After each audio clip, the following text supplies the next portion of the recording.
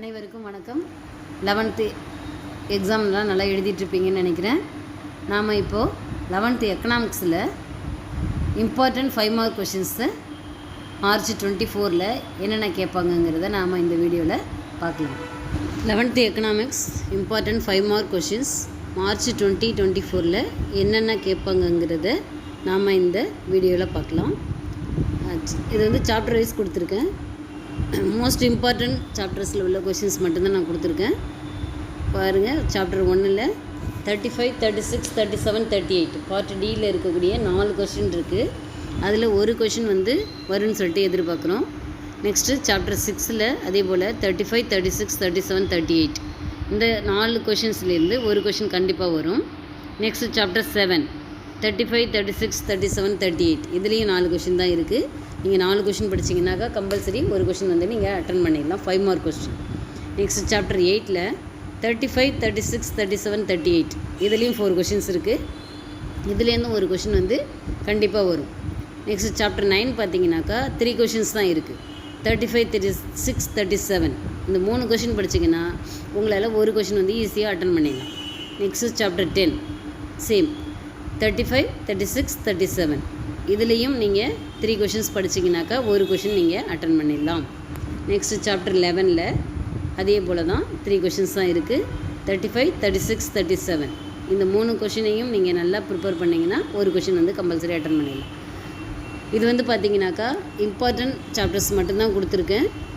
நீங்கள் இதை நல்லா படிச்சுக்கிட்டிங்கனாக்கா இதிலிருந்து ஒரு 5 to 6 கொஷின்ஸ் வந்து வரும்னு எதிர்பார்க்குறேன். நான் கொடுத்துருக்கதே 7 தான். 7 லெசன் படிச்சிங்கனாக்கா 7 கொஷின் வரும்னு எக்ஸ்பெக்ட் பண்ணி கொடுத்துருக்கேன். அதில் அதிகபட்சம் கேட்குறதுக்கு 5லேருந்து 6 கொஷின் கேட்குறதுக்கு 7 கொஷினுமே கேட்க வாய்ப்பு இருக்குது. அப்படி இல்லாட்டி அட்லீஸ்ட் ஒரு 5 to 6 கொஷின்னாலும் இதுலேருந்து வரும்னு சொல்லிட்டு நான் எதிர்பார்க்குறேன். நல்லா படிக்கக்கூடிய ஸ்டூடெண்ட்ஸு நீங்கள் எல்லா பாடத்தையுமே படிச்சுக்கோங்க. இதை மட்டும் படிக்காதீங்க.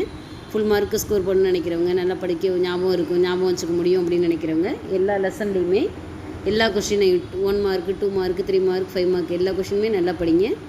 நெக்ஸ்ட் இது வந்து நான் இப்போ கொடுத்துருக்கிற இந்த வீடியோ எதுக்காகனாக்கா average students and below average students இருக்காங்க இல்லையா, அவங்களுக்காக தான் இது இம்பார்ட்டன்ட். அட்லீஸ்ட் இதனாலும் படித்தாலும் ஓரளவுக்கு மார்க் வந்து ஸ்கோர் பண்ண முடியுங்கிறதுனால தான். அதே போல் மேலே கொடுத்துருக்கிற அந்த 7 லெசனையும் கூட படிக்க முடியாத ஸ்டூடெண்ட்ஸ், ஞாபகம் வச்சுக்க முடியல, எவ்வளோ படித்தாலும் மறந்துடுது அப்படின்னு சொல்லக்கூடிய ஸ்டூடெண்ட்ஸுக்கு அட்லீஸ்ட்டு நீங்கள் first lesson, 9th lesson, 10th lesson, 11th லெசனில் உள்ள கொஷின்ஸ்னால் நல்லா படிச்சுக்கோங்க. 9, 10, 11 பார்த்தீங்கன்னா 3 கொஷின்ஸ் தான் இருக்குது.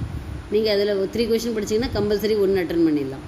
நான் கொடுத்துருக்கறதுலேருந்து இப்போ இந்த 4 லெசன் கொடுத்துருக்கேன் இல்லையா பிலோ ஸ்டூடெண்ட்ஸுக்கு, அவங்க அட்லீஸ்ட் அதுலேருந்து 2 or 3 கொஷின்ஸ் வந்து எதிர்பார்க்குறேன் அதுலேருந்து வரும்னு சொல்லிவிட்டு நீங்கள் அட்லீஸ்ட்டு ஒரு 10 or 15 மார்க்ஸ் இதில் எடுத்துக்கலாம் நல்லா படிச்சிருந்தீங்கன்னாக்கா. நெக்ஸ்ட்டு எல்லா ஸ்டூடெண்ட்ஸுமே நல்லா படிக்கிற ஸ்டூடெண்ட்ஸு, பிலோ ஆவரேஜ் ஸ்டூடெண்ட்ஸு எல்லாருமே என்ன செய்யுங்க, எல்லா லெசனில் இருக்க 1 மார்க்கை நல்லா படிச்சுக்கோங்க. 20 மார்க்ஸ் இருக்குது அதில் மட்டுமே, ஓகேவா? அதனால் 1 மார்க்கு ஸ்கிப் பண்ணிடாமல் நல்லா படிச்சுக்கோங்க.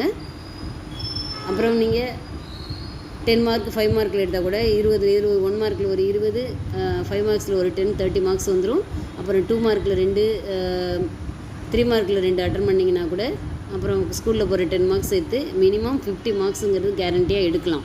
50 மார்க்ஸுக்கு கீழே குறைஞ்சி எடுக்கிற மாதிரி இந்த லெசனில் ஒன்றுமே இல்லை இந்த சப்ஜெக்டில்.